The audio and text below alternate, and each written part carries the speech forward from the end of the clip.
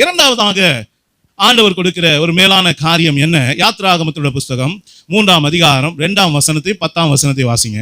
அங்கே கர்த்தருடைய தூதனானவர் ஒரு முட்செடி நடுவிலிருந்து உண்டான அக்கினி ஜுவாலையிலே நின்று அவனுக்கு தரிசனமானார். அப்பொழுது அவன் உற்று பார்த்தான்.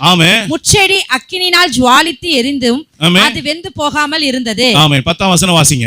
நீ இஸ்ரவேல் புத்திரராகிய என் ஜனத்தை எகிப்திலிருந்து அழைத்து வரும்படி உன்னை பார்வோன் இடத்துக்கு அனுப்புவேன் வா என்றார். அவன் நல்ல கவனிங்க. இரண்டாவதாக அக்கினி இந்த இடத்துல இறங்கும் போது மோசேக்கு முட்செடியின் மூலமாக அக்கினி காரியத்துல கர்த்தர் தரிசனம் ஆகும்போது வசனம் சொல்லுகிற ஒரு காரியம் என்ன?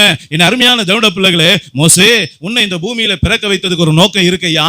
உன்னை கொண்டு நான் என்ன பண்ண போறேன்? இஸ்ரவேல் ஜனங்களை அடிமையா இருக்கிற இஸ்ரவேல் ஜனங்களை பார்வோனுடைய அடிமை தனத்துக்கு 400 வருஷமா சிறைப்பட்டு இருக்கிற என் ஜனங்களை நான் என்ன பண்ண போறேன்? விடுதலையாக்க போறேன். அதற்கு உன்னதான் நான் ரட்சகனாக தேர்ந்தெடுத்து இருக்கிறேன், உன்னதான் நான் லீடரா தேர்ந்தெடுத்து இருக்கிறேன், நீதான் என் சேனாபதி, நீதான் என் தளபதின்னு சொல்லி கர்த்தர் அந்த இடத்துல அவனுடைய வாழ்க்கையில கர்த்தர் பிறப்பின் நோக்கத்தை அவனுக்கு வெளிப்படுத்தி கொடுத்தார். அப்ப அருமையான தேவனுடைய பிள்ளைகளே, இன்னைக்கு அக்கினி முதலா இருந்து நான் உங்களை சுற்றிலும் இருப்பேன் என்று சொன்ன தெய்வம், உங்கள் நடுவில் மகிமையா இருப்பேன் என்று சொன்ன தெய்வம், இரண்டாவதாக நமக்கு கொடுக்கிற வாக்குத்தத்தம் என்ன? ஆசீர்வாதம் என்ன? உங்க வாழ்க்கையில கர்த்தர் உங்க பிறப்பின் நோக்கத்தை இன்றைக்கு அறிய வைக்க போகிறார். இந்த வருஷத்துல நீ எதற்காக இந்த பூமியில பிறந்த, உன் மேல் வைத்த என் நோக்கம் என்ன, சித்தம் என்ன, திட்டம் என்ன, உன்னை கொண்டு நான் என்ன செய்ய போகிறேன் என்பதை கர்த்தர் உங்களுக்கு இந்த வருஷத்துல வெளிப்படுத்தி கொடுக்க போகிறார். அல்லேலூயா. மோசேக்கு இரட்சகன் அழைப்பு கொடுத்தார். யோசேப்புக்கு இந்த உலகத்தை எல்லாரையும் போஷிக்கிற ஒரு கிருபையை கொடுத்தார். நாம சிம்சோனை பார்த்தோம். சிம்சோனுடைய வேலை என்ன? பெலிஸ்தியருடைய கைக்கு இஸ்ரவேல் ஜனங்களை விலக்கி பாதுகாக்கிறது. கிதியோனுடைய வேலை என்ன?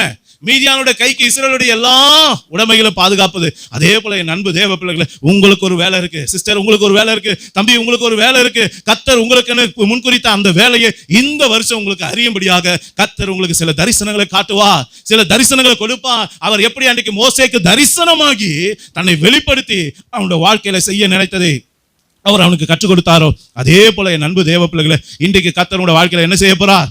உங்க மேல வச்சிருக்க தேவ சித்தத்தை வெளிப்படுத்த போறார். நீ எஸ்தரா, நீ தெபராளா, நீ தீர்க்கதரிசியா, எலிசபெத்தா, மரியாளா, நீ என்ன செய்ய போற? தேசத்துக்கு என்ன செய்ய போற? ஆண்டவருக்கு என்ன செய்ய போற? சபைக்கு என்ன செய்ய போற? உன் குடும்பத்துக்கு என்ன செய்ய போற? உன் இனத்துக்கு ஜனத்துக்கு நீ என்ன செய்ய போற? அப்ப அருமையான தேவனுடைய பிள்ளைகளே, இன்னைக்கு இன்னைக்கு அப்படிப்பட்ட அழைப்பை உங்களுக்கு வெளிப்படுத்தி தரப்போகிறா. உங்க அழைப்பு உறுதிப்பட போகிறது. உங்களை கர்த்தர் தெரிந்தெடுத்த நோக்கம் உறுதிப்பட போகுது. கர்த்தர் அதை வெளிப்படுத்த போகிறார். எப்படி வெளிப்படுத்த போறாரு? தரிசனத்தின் மூலமா. சொல்லுங்க, அக்கினி தரிசனத்தின் மூலமா. சொல்லுங்க, அக்கினி தரிசனத்தின் மூலமா கர்த்தர் என்ன பண்ண போறாரு? வெளிப்படுத்தி கொடுக்க போகிறார். அந்த தரிசனம் பார்க்கும் போதே உங்களுக்கு தெரியும், அக்கினி பற்றி எரியும். அல்லேலூயா. அந்த அக்கினி தரிசனத்திலிருந்து கர்த்தர் உங்களோடு என்ன பண்ணுவார்? அன்னைக்கு மோசேயோடு பேசினது போல கர்த்தர் உங்களோடு முகமுகமாய் பேசுவார்.